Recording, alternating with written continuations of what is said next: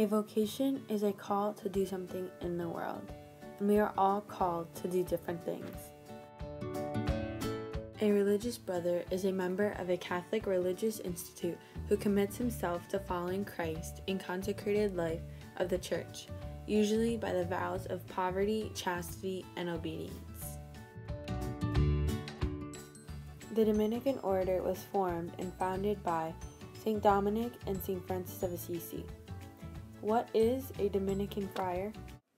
Dominicans form a worldwide family in over 100 countries of people dedicated to study, ministry, community, and prayer. Dominican friars belong to a worldwide family of friars, sisters, nuns, and laity, which comprise the order of preachers. What do Dominican friars do? The work of friars takes many forms. As Dominican men try to respond to the particular needs of the Church of the United States, Dominican friars staff parishes and participate in campus ministries at both secular and Catholic schools of higher education. They are engaged in various forms of the preaching apostolate, such as specialized retreats, missions, and workshops. They published, are chaplains to hospitals and convents, and have missionaries in various places around the world. What are the different forms of prayer?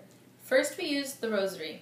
For centuries, the Order of Preachers has promoted the Rosary among the faithful, helping establish the Rosary Confraternity and prayer groups around the world. Every day, Dominicans recite at least 5 decades, fostering devotion to the Blessed Virgin Mary and asking for her intercession. As we pray and meditate on the words and actions of Christ and His Mother, we reflect on the mystery of salvation and our mission to proclaim the good news. Next, we have private prayer. In addition to our prayer in common and hours of study, Dominicans spend at least half an hour in private meditation each day, usually more. This period of mental prayer often occurs during adoration before the Blessed Sacrament, but may be done at any time. It is an opportunity for Lectio Divina, spiritual reading, silent reflection, or other devotions. Still another feature of Dominican prayer is its use of the body. The Eucharistic liturgy, with its delicate blend of movement and gesture, engages the whole person in worship. Dominic incorporated these gestures, standing, bowing, sitting, genuflecting, kneeling, raising his arms, into his private prayer, developing what we commonly refer to as the 9 ways. Members of the Order of Preachers continue this tradition today, enriching our common and private prayer.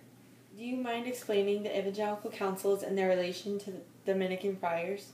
Obedience is preeminent among the vows relevant to the evangelical councils. By obedience, a person dedicates himself totally to God, and his actions approximate to the goal of profession, which is the perfection of charity. Everything else, too, in the apostolic life is included under obedience. Since we are united to Christ and to the Church through obedience, whatever labor and hardship we sustain in putting it into practice is, as it were, a prolongation of Christ's self-offering. It takes on a sacrificial character for ourselves and for the Church, in whose completion the entire work of creation is perfected. Because obedience plants the root of self-discipline in our hearts, it is of the greatest benefit to the freedom of spirit characteristic of the children of God, and disposes us to self-giving charity. The brothers who promise chastity for the sake of the kingdom of heaven follow in the footsteps of St. Dominic, who for the love of God preserved unblemished virginity throughout his life. Dominic was so much on fire with zeal for souls that he received all in a broad embrace of charity, and since he loved them all, he was loved by all in return, spending himself fully in the service of his neighbor and with compassion for the afflicted. The practice of chastity leads effectively to a gradual purification of heart, to liberty of soul and fervent charity. Furthermore, we gain greater command of soul and body and achieve a personal integrity which enables us to maintain a tranquil and salutary relationship with everybody. Keeping in mind the words of the Lord who said, "Go sell what you have and give to the poor, and come follow me," we have decided to be poor both in fact and in spirit, so that we will endeavor to free people from domination by wealth and direct them towards the things of the Spirit. We ourselves may also conquer greed, imitating Christ, who for our sake became poor, that his poverty we might become rich.